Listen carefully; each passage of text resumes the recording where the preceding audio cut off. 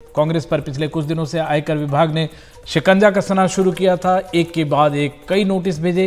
विभाग के मुताबिक कांग्रेस पर 3,567 करोड़ रुपए की देनदारी निकली है।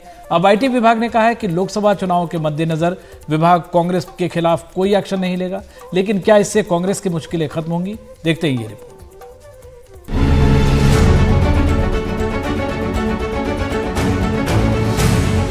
देश की सबसे पुरानी पार्टी कांग्रेस को कुछ पुराने मामलों के चलते आईटी विभाग ने हाल ही में एक के बाद एक नोटिस भेजे। इन नोटिसों को जोड़ ले तो कांग्रेस से कुल 3,567 करोड़ रुपए के कर की मांग की जा चुकी है।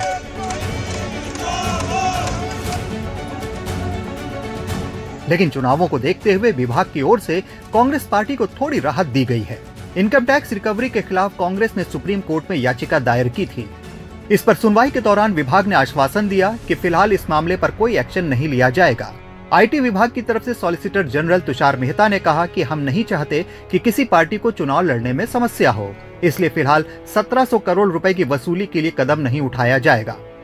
इस पर कांग्रेस की तरफ से पेश हुए वरिष्ठ वकील अभिषेक मनु सिंघवी ने कहा कि मैं निशब्द हो जाता हूं और ऐसा बहुत कम बार होता है। मुझे कहना पड़ेगा कि इनका रवैया बहुत उदार है।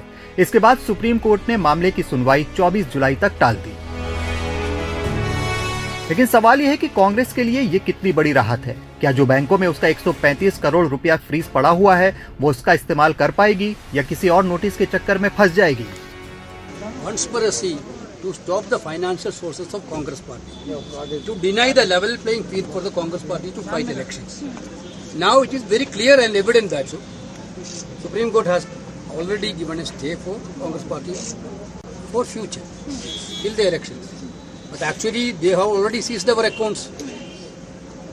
I don't know what is the status of that thing. They have taken away our money from our account. They have to give back it to Congress party. Then only we can fight the election. IT department अपना काम कर रहा है और high court से इनकी याचिका पहले ही खारिज हो चुकी है। मैं तो पूछना चाहती हूं कांग्रेस पार्टी से कि क्या इन्होंने ये टैक्स इवेजन करा है या नहीं। इनकी जवाबदेही बनती है जनता के समक्ष। 29 मार्च को कांग्रेस को 1,823 करोड़ का नोटिस भेजा गया था। इसके बाद 1,745 करोड़ का नया नोटिस भेज दिया गया, जिससे कांग्रेस की टैक्स देनदारी 3,567 करोड़ हो गई। आपको याद हो कि कांग्रेस नेता राहुल गांधी गारंटी दे चुके हैं कि जब सरकार बदलेगी तो लोकतंत्र का चीरहरण करने वालों पर कार्रवाई जरूर होगी। अगर ये इंस्टीट्यूशंस अपना काम करते, अगर सीबीआई अपना काम करती, ईडी अपना काम करती, तो ये नहीं होता। तो उनको ये भी सोचना चाहिए, ये जो सब कर रहे हैं, कि किसी ना किसी दिन बीजेपी की सरकार बदलेगी और फिर कार्रवाई होगी, और ऐसी कार्रवाई होगी कि मैं गारंटी कर रहा हूं ये फिर से कभी नहीं होगा। तो उनको भी सोचना चाहिए। और 200 करोड़ रुपए का दरअसल इनकम टैक्स के नोटिस के जवाब में कांग्रेस ने आरोप लगाया था कि उन्हें इसलिए भेजा गया है ताकि चुनाव में पार्टी को परेशानी का सामना करना पड़े, जबकि राजनीतिक दलों को टैक्स में छूट मिलती है। लेकिन कांग्रेस पर आरोप है कि उसने रिटर्न ही नहीं फाइल किया। ये मामला इसलिए भी अहम है कि कुछ दिन पहले ही कांग्रेस ने इनकम टैक्स की इस कार्रवाई को लोकसभा चुनाव से पहले टैक्स टेररिज्म का मामला बताया था।